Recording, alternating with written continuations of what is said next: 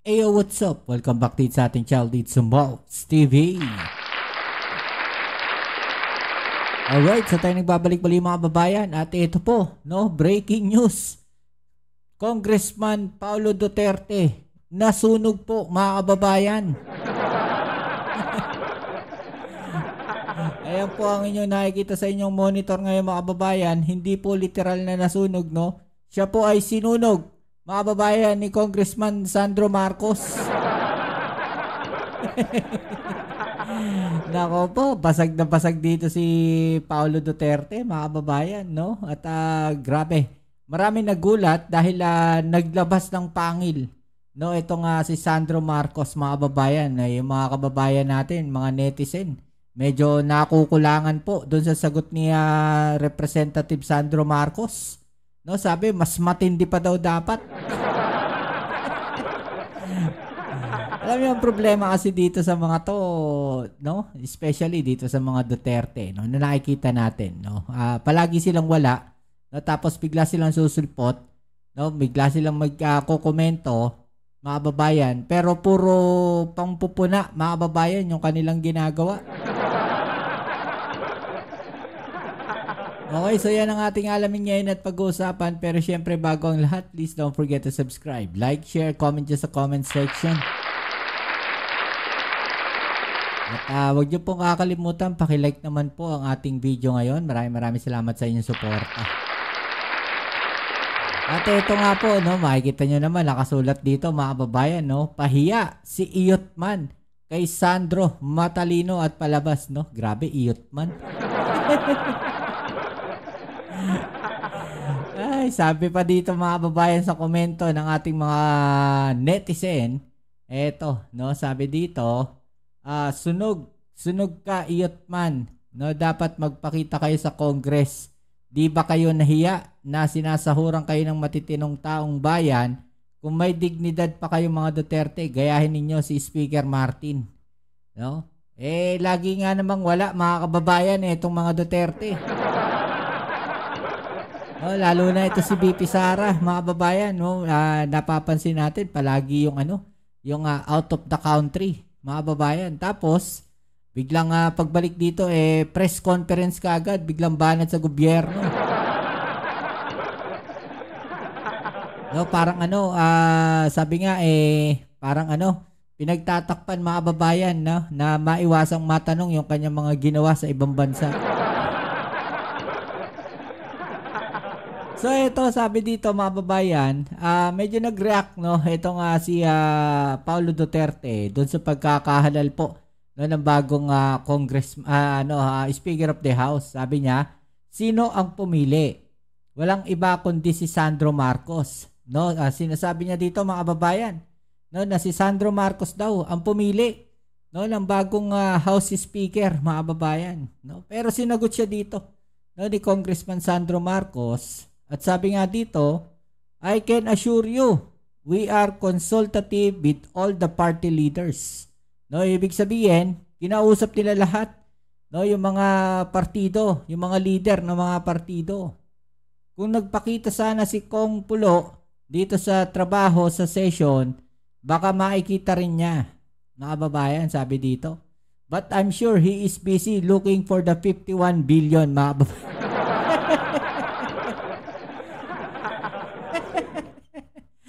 Doon siya nasunog sa 51 billion eh. He is busy looking for the 51 billion, no? Ano ba tong 51 billion na to? Ito kasi yung flood control project, no, na nakuha nila nung panahon, no, na ang tatay nila, no, ang nakaupong pangulo, mga kababayan. 'Di ba? Pero ngayon, ano nangyayari sa Davao? No, kawawa naman din. Binabaha din, mga kababayan. Nakikita natin sa mga video, no, na ina-upload na mismong Davao, binabaha din po. Oh, viral na viral ngayon ito, mga babayan, itong mga sagutan nila. No, ayan, no. Oh, if only Kong Pulong showed up to work. Okay, so panoorin natin itong balita na to, mga babayan, para mas maintindihan natin, no, kung ano yung nilalaman yan. Okay, so ito yan. Let's go. Tinawag nga Ina-cover up ni Davao City Representative Paulo Duterte ang pagpalit ng liderato sa Kamara. Aligasyon niya, pinili si bagong House Speaker Faustino D. III ng anak ng Pangulo at kapartido nitong si Congressman Sandro Marcos. Yan yung akusasyon nila, mga kababayan, ha? Yan po yung akusasyon ni Paulo Duterte. No, na ang pumili daw, no, ay etong si Sandro Marcos, no, na papalit, no, dito po kay House Speaker Martin Romualdez. No, si Sandro Marcos daw po ang pumili, mga kababayan, di ba? Nakikita nyo kung paano sila mag-isip. Sinasabi pa dito, cover up lang daw po yun, mga babayan, no, para mapagtakpan, no, yung mga nangyayari ngayon sa Kongreso. No, dahil nga daw po kapartido ni Sandro Marcos, no, ito po nga bagong House Speaker na si Representative Faustino D, mga kababayan. Sagot ng mga leader ng Kamara sa pagtutok ni Jonathan Andal. Galing sa Solid North at kilalang malapit na kaibigan ng pamilya Marcos ang bagong Speaker ng Kamara na si 6th District Congressman Faustino Boji D. III. Uupo siya sa gitna ng kontrobersya ng mga maanumalyang flood control projects na bumabalot sa buong gobyerno, lalo't may mga kongresistang napangalanan sa mga investigasyon. Our duty is not to protect each other. Our duty is to protect the Filipino people. Kasama ni Pangulong Bongbong Marcos si D sa Partido Federal ng Pilipinas. Noong 2022 elections, todo suporta si D sa unit team ni Marcos at Vice President Sara Duterte. Sabi ng mga lider ng Kamara, mga lider ng iba't ibang partido na kasama sa mayorya ang pumili kay D. Hindi lang naman daw si D ang pinagpilian. Nasa listahan daw si Navotas Congressman Toby Tiangco na nagsabing ayaw niyang maging speaker. Pati na si Bacolod Congressman Albi Benitez na nagparaya raw para kay Congressman D. Di ba? Di ba? Doon na sa mga napagpilian, sila na mismo yung umayaw, mga kababayan. Di ba? Taliwas doon po sa kanilang akusasyon, no, na pinili na, no, ito nga si Faustino D, mga kababayan. Di ba? Malinaw, no, na hearsay or gumagawa na naman sila ng issue.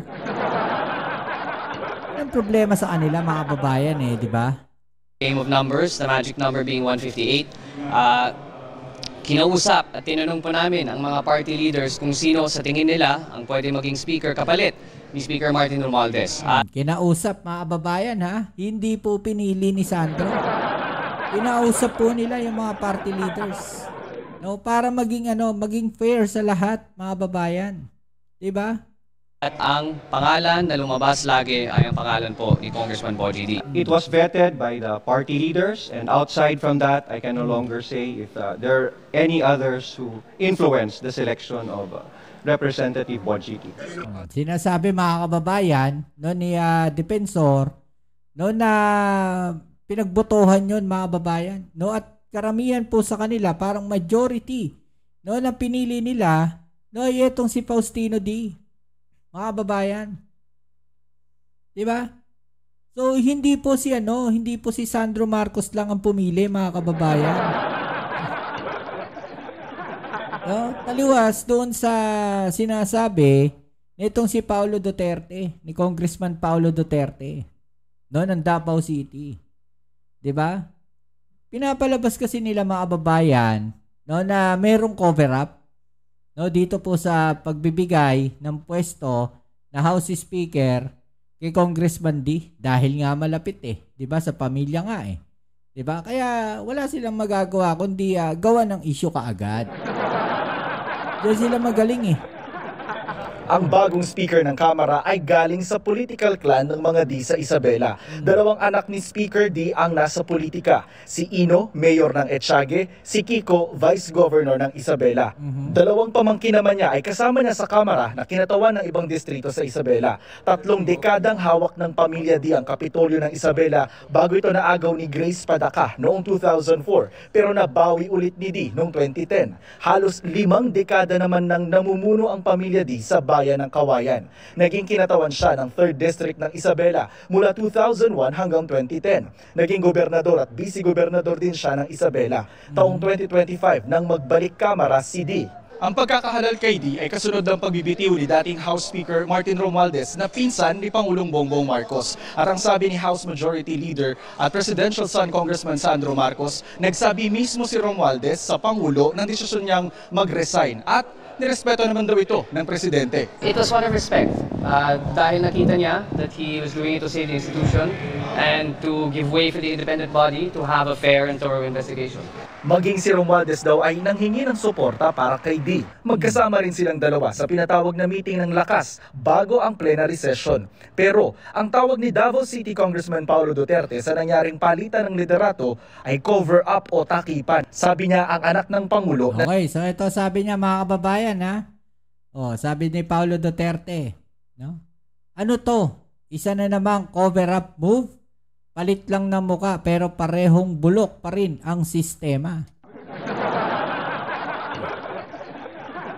Diba? Ano pa sabi niya?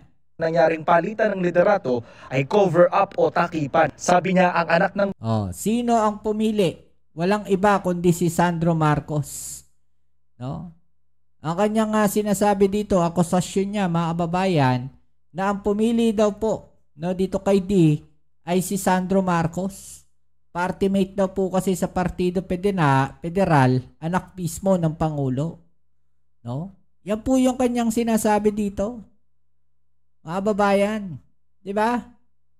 Ang Pangulo na si Majority Floor Leader Sandro Marcos ang pumili kay D na kalyado rin nila. Hirit pa niya kay Pangulong Marcos kung seryoso ito na labanan ng korupsyon, bakit hindi raw agad kasuhan ng mga tiwaling mambabatas? Eto yan mga babayan. Ano sabi niya dito? Mr. President, ano ba to? Kung seryoso ka talaga laban sa korupsyon, bakit hindi ka mag-file agad ng kaso laban sa mga tiwaling mambabatas? Hindi matatapos ang korupsyon sa iyak-iyak at bolahan lang. Patunayan naman natin, hindi lang ito puro salita. So yan po yung hamon niya mga babayan. No? Pero, bakit mambabatas? No? Kaso laban sa mga tiwaling mambabatas. Okay? So kung kakasuhan yung mga tiwaling mambabatas mga babayan, kasama po dyan yung mga senador. So kung yung dalawang senador po sa Senate mga babayan ay nababanggit din po ngayon, no, kakasuhan din ba 'yon? Payag ba kayo nakasuhan yung dalawa, si Villanueva at si Estrada na kasama sa partido ninyo o kakampi ninyo sa Senado, no, sa Duterte Block sa Senado? Papayag ba kayo nakasuhan din niyo? Ito pa mga babayan, Baka style ngayon nung anak siya ng Pangulo, pero I can assure you that we are consultative with all the party leaders. Pwede mo silang tanungin. We met for plenty of weeks. Kung nagpakita sana si Kong Pulong dito sa trabaho at sa session, baka makikita din niya. But I'm sure he's busy looking for the 51 billion that was spent in his districts. Yun, mga kababayan. Asag. Diba? Sinusubukan pa namin makuha si Congressman Duterte sa sinabing ito ni Majority Leader Marcos. Diba? Ano masasabi niyo dyan? Congressman Paulo, baka busy ka daw doon sa 51 billion. Okay, so sagutin natin yan, no? Kasi sinagot yan actually ni pangalan nito, ni Yusek Claire Castro, mga babayan, no? At ito po yung kanya naging sagot diyan tungkol po, no, sa kanyang sinasabi nitong si Pulong Duterte, mga babayan. Okay, so hanapin lang natin Nalalaman ang mga... Okay, so asa na ba yung nagtanong na yun, mga babayan? Ito. Try natin dito, mga babayan, papakita natin, ha? Po agad na inaksyonan ng Pangulo yung... ito. Good morning, Yusek. Sabi po ni BP Sara, dapat daw po agad na inaksyonan ng Pangulo yung flood control measures instead na hintayin daw po yung magiging findings ng ICI. So, nakita ninyo yung pattern, mga babayan? No? Parehong-pareho sila. Kino-question nila yung Pangulo. Bakit hindi daw po kinasuhan kaagad? Bakit hindi raw kasuhan kaagad? Ang problema, may sumabog, mga babayan. No, may pinasabog. Ito nga si Yussi Claire Castro. O, ito, panoorin natin. No, dahil basag na basag dito yung mga Duterte. And ang sabi po niya, and I quote, kung ikaw, presidente ka, tapos alam mo na kung ano ang nangyayari, makikita mo, based on the budget, kung paano binababo yung pera ng bayan. Mag-aantay ka pa ba ng commission o truth commission, ano pang commission? Okay. Unang-una po, di po natin alam kung kung siya po ba ay matagal na nagstay sa isang kuweba at hindi niya nalalaman ang mga nagaganap at hindi niya nalalaman kung ano yung agarang isinasagawa ng ating Pangulo. Siguro po kakailanganin niya na po ng mataas na grado na salamin o kaya hearing aid para madinig niya kung anuman ang lahat ng ginagawa at mga inuutos ng Pangulo sa mga law enforcement agencies, sa mga investigating bodies, kasama na po ang pagbuo ng ICI. Uulit-ulitin po natin, dahil pa ulit-ulit naman po lamang ang sinasabi na issue ng Vice Presidente. Ang pag-iimbestiga po ay hindi po kailangang isang araw lang. Hindi po naniniwala ang Pangulo sa isang EJK style, walang imbestigahan, libingan ang hantungan. Ang gusto ng Pangulo, due process.